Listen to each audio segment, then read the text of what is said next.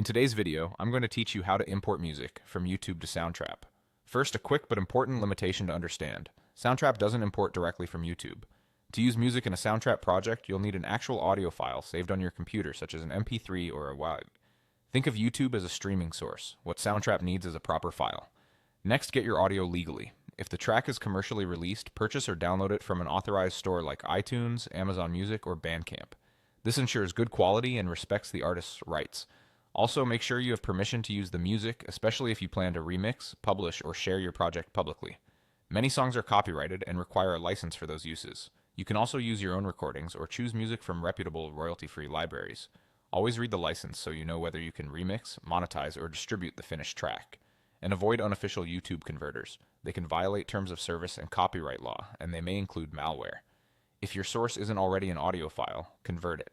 When you legally have a video you own the rights to, open it in software that can export audio and save it as MP3 or WAV. WAV gives you the best quality. MP3 at 320 kbps offers a good balance of size and fidelity. A 44.1 kHz sample rate is standard for most music projects and helps prevent playback issues. Now import the audio into Soundtrap. Launch Soundtrap Studio in your browser, open your project, and decide where the song will live in your arrangement. Click Add Track, choose Import File, and select your MP3 or WAV from your computer.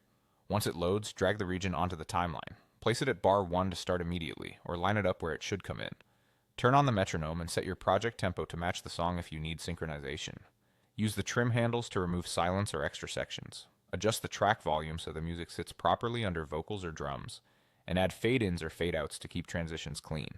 If you need the section to repeat, duplicate the region or use the loop handle. Rename your track for clarity, and keep your audio files in a dedicated project folder to avoid missing file issues later.